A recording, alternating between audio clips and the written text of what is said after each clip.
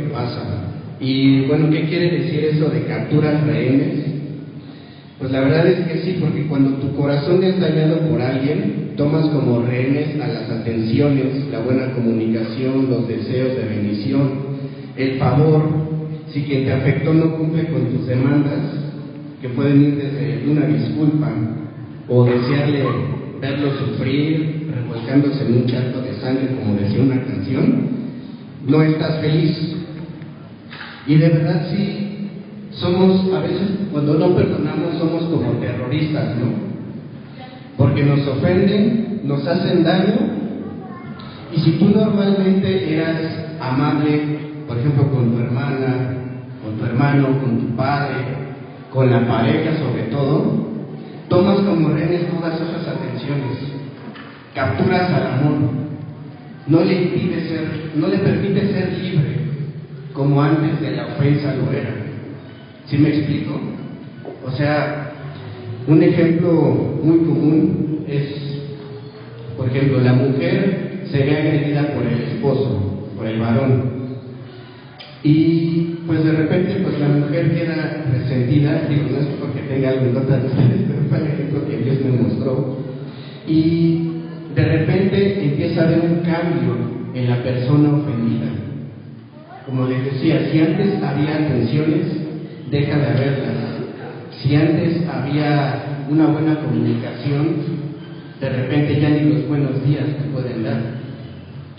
Y ya en un caso bastante fuerte, hablemos de la sexualidad, ¿no?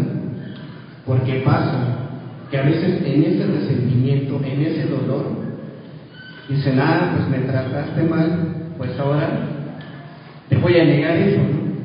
Porque pasa realmente en un caso ya más extremo, llega a haber ese tipo de negación, ¿no? Entonces hay que tener cuidado en pues negarnos a dar el amor. Y es lo que nos dice precisamente el versículo en Mateo 5, 38, 42, que dice: ustedes han oído que se dijo, ojo por ojo y diente por diente, pero yo les digo, no resistan al que les haga mal. Si alguien te da una bofetada en la mejilla derecha, vuélvele también la otra. Si alguien te pone pleito para quitarte la capa, déjale también la camisa. Si alguien te obliga a llevarle la carga 1 kilómetro, llévasela 2. Al que te pida, dale, y al que quiera tomar de ti prestado, no le vuelvas la espalda. Esa es la instrucción de Dios, no es mía, ni es sacada de la manga, ¿no? O sea, Dios nos pide que inclusive a quien nos ofendió, darle más. A veces Jesús como que, si tú lo quieres ver aquí, como que exageraba en algunas de sus enseñanzas, ¿no? Cuando decía que si alguien te pide la capa, también le des la camisa. Y la verdad es que en esos tiempos, lo único que tenían era la capa y la camisa, o sea, era quedarse sin nada.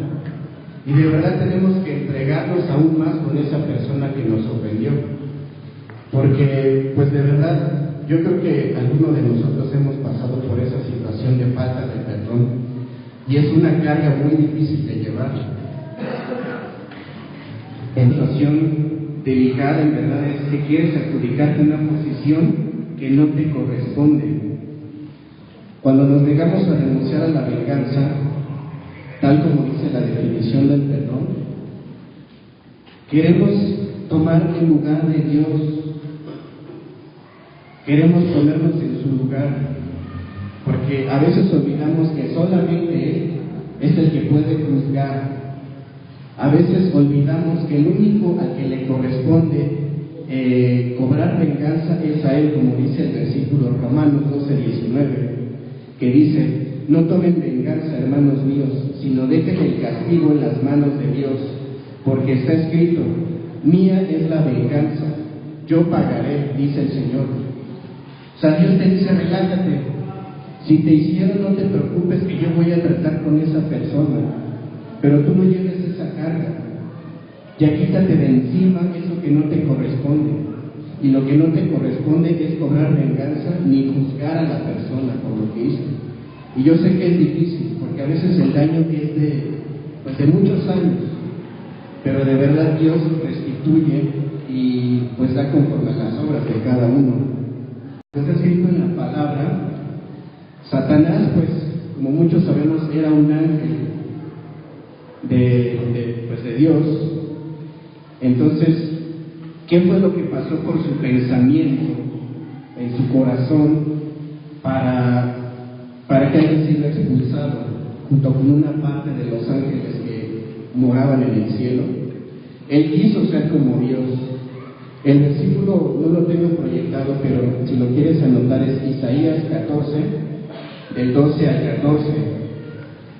Y el precio de este pensamiento de quiero ser como Dios, yo puedo ser tan alto como tú, fue su expulsión de ese paraíso.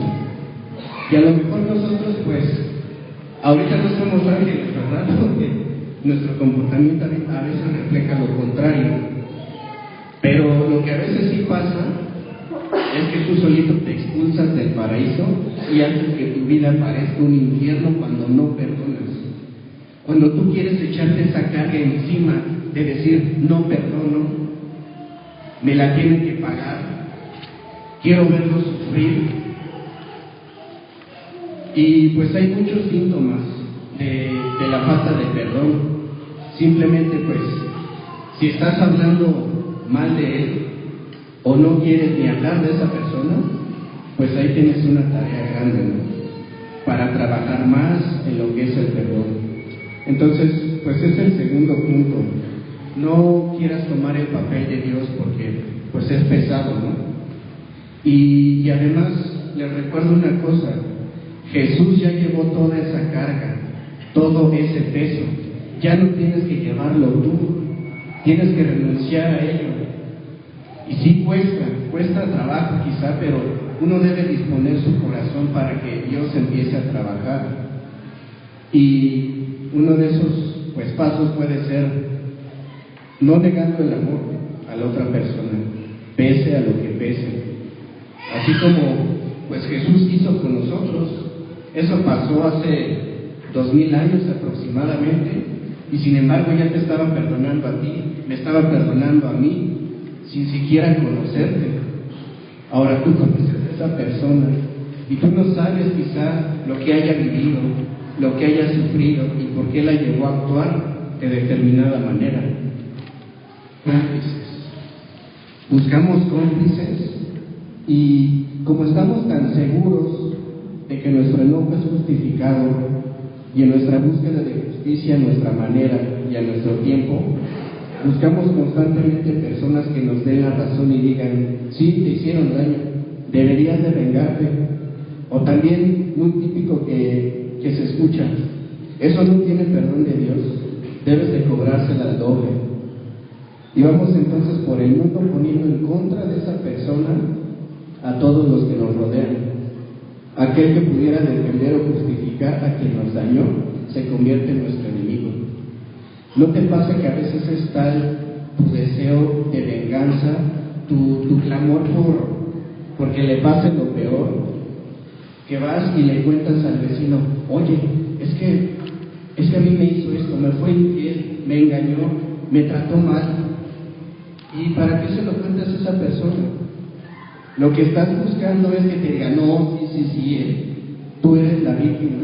Y quizás sí es justificado tu enojo y tu deseo, pero lo que no es justificable es que continúes en esa actitud y que sobre todo contamines a los demás de esa falta de perdón, porque vas buscando por todas partes y vas contándolo aquí, vas contándolo allá. Si te enojas con el hermano, vas y se lo cuentas a la mamá o al papá, y después a los tíos, después a los primos, y ya se hace un contagio de odio hacia esa persona. Porque de verdad, como dice el versículo Hebreos 12:15, asegúrense de que nadie deje alcanzar la gracia de Dios, de que ninguna raíz de amargura brote y cause dificultades y corrompa a muchos. La amargura es algo muy contagioso. Y además aquí dice que te asegures de que nadie deje de alcanzar la gracia de Dios. Yo no quisiera perder esa gracia. Y la verdad es que sí pasas por procesos en los que es difícil perdonar, pero pues sí la piensas dos veces, ¿no? ¿De qué me estoy perdiendo? ¿De qué cosas me estoy privando yo mismo al no perdonar? Un ejemplo tan quizás insignificante de mi niñez es el tiempo de restauración de Dios. Lo único que haces con una actitud de falta de perdón es cerrarle las puertas de tu vida a la bendición de Dios. O sea, Dios está dispuesto a restaurar cualquiera que sea la situación, con quien quiera que haya sido, te hayan hecho lo que te hayan hecho. Pero de verdad uno debe de poner la disposición. Muchas veces un conflicto que yo tengo es sobre libre albedrío. Y estoy pensando, ¿sí existe libre albedrío o no existe? Y ahí estoy filosofando, ¿no? Y en mi sofá y pensando, ¿no? ¿Sí o no? ¿Sí o no? Entonces, el libre albedrío pues es la libertad de decisión, de ejercer, vaya, la voluntad que Dios te ha dado, ¿no? Pero a veces pienso, bueno, sí, tengo el libre albedrío, pero ¿qué estoy haciendo con él? Estoy decidiendo no perdonar, estoy decidiendo seguir en el enojo, estoy decidiendo continuar a hablar pestes, no sé, de tu exmarido, hablar pestes de tu actual marido, que sería el peor de los casos, ¿no? Hablar pestes de mucha gente. Y a veces digo, ¿sabes qué, Señor? Qué bueno que nos diste un libre albedrío, pero no lo quiero utilizar. Quiero seguir tu voluntad únicamente. Es lo que quiero seguir nada más. Y la verdad es que el ofendido muchas veces lo que está esperando, y que es por años y años y años, es que esa persona que le hizo daño llegue y le pida perdón. Que diga, perdóname por lo que te hice. Pero sabes una cosa, las probabilidades son muy pocas, si no es que ninguna probabilidad de que llegue y te pida perdón. Hay gente que pasa años esperando a que llegue y te restituya por lo que te hizo, pero no lo va a hacer. No lo va a hacer porque, pues a lo mejor él también fue dañado, eso es lo más seguro. Y por eso constantemente sigue dañando y dañando y dañando, y sin sentir nada absolutamente. Así que si tú estás esperando a que esa persona llegue y te pida perdón, no pierdas el tiempo. La verdad es que, pues sí, yo perdí mucho tiempo con una situación que me pasó. Así que, perdonen ustedes primero. ¿Quieren ser perdonados por el Padre? Perdonen ustedes. Y de verdad no lleven esa carga tan pesada a la ofrenda. Nos escogió en Él antes de la fundación del mundo para que fuésemos santos y sin mancha delante de Él. Habiéndonos predestinado para ser adoptados hijos de Jesucristo, asimismo, según el puro afecto de su voluntad, para alabanza de la gloria de su gracia, con lo cual nos hizo aceptos en el amado. En pocas palabras, porque se me por el puro afecto de su voluntad, Dios decidió que tú fueras quien estuviera aquí. Pero es una bendición, te digo por qué. Porque eres tú el elegido, eres tú el apartado. Es así que por este tiempo busca bendecirte. Busca algo vivo en tu corazón, algo mío en ti que sabe que tienes toda la capacidad para empezar a soltar, para empezar a renunciar con esas cosas que te lastiman, con esas cargas pesadas del odio, del rencor, del sentimiento y el deseo de venganza. Porque es un deseo, y ¿sabes qué? Muchas veces encontramos placer en ello. Muchas veces de verdad no estamos en paz, como bien decía Dani, hasta que esa persona la veamos mal. E inclusive aún conociendo, podemos estar de la justicia, pero hay un Dios, ¿no? Que todo lo ve y que todo lo sabe, y Él sabe que tú me lastimaste, y ¿sabes? Su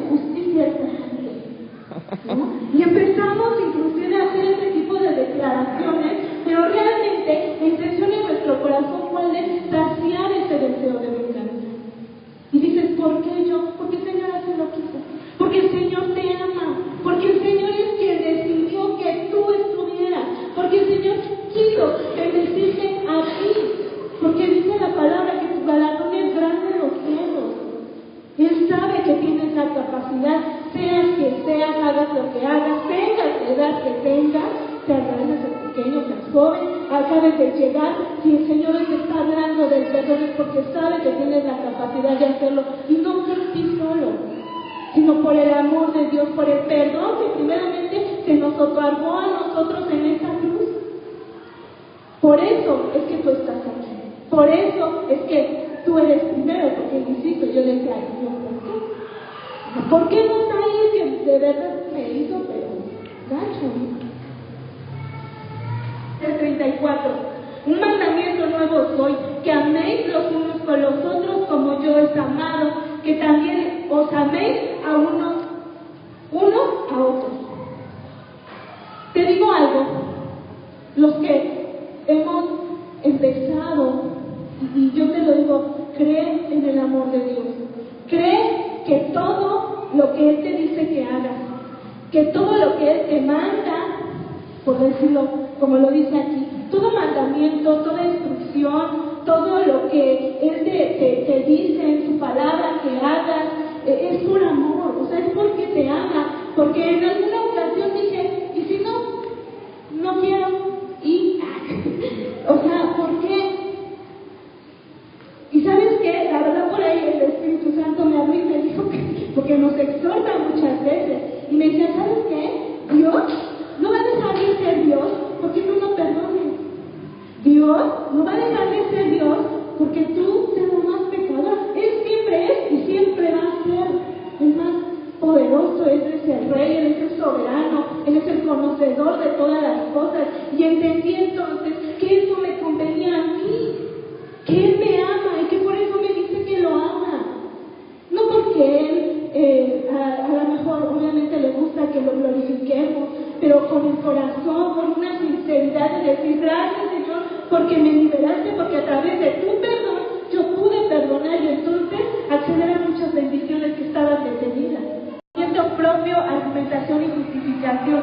Fíjate que muchas veces, en muchas ocasiones, cuando yo tengo un problema en contra de alguien, siempre doy mi versión, como bien decía Dani, y luego escucho la otra versión y hasta el cómo lo cuentas así de, fíjate que Gabriel que me dijo, no, es que tú eres esto, tú eres el otro, y yo que le contesto, no, pues no me digas así, ¿no? Y o sea, hasta la manera en como lo contamos, siempre hacemos ver al otro como el que te ofendió, y que me grita, y que me dice, ¿qué te pasa? Y yo, no me grita, ¿no? Entonces, siempre estamos anteponiendo nuestra argumentación y nuestro razonamiento ante esa ofensa, ¿no? Los dos nos conforméis a este siglo, sino por medio de la transformación y la renovación del vuestro entendimiento, para que comprobéis cuál sea la buena voluntad de Dios, agradable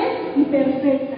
Porque te digo algo, yo entiendo ahora que mucho del dolor que llega a mi Señor, ya no puedo más, y me duele esto y me duele el otro, y entonces cuando yo empiezo a entender la palabra y empiezo a renovar mi pensamiento, mi argumentación, mi razón, entonces empiezo a ver que mucho de ese sufrimiento fue por mis malas ideas. Por ejemplo, el 13. Soportaos unos a los otros y perdonaos unos a los otros si alguno tuviere queja contra otro, de la manera que Cristo os perdonó, así también hacedlo vosotros. Cuando, insisto, a veces caemos en ese egocentrismo, ya caminamos así de, ay, pues yo ya perdoné a todos, yo ya no me siento mal por nada, todo está bien, yo ya se los entregué a todos al Señor, pero ¿sabes algo? Aquí nos da una clave y luego estamos, ¿a quién tengo que perdonar, Señor? Pues yo no tengo ya nada en contra de nadie, pues no sé, Señor, revélame tú, ¿no? Y ahí estoy porque a mí me ha pasado, ¿no? Pero te digo algo, solamente dice aquí, ¿de quién te quejas? ¿De quién te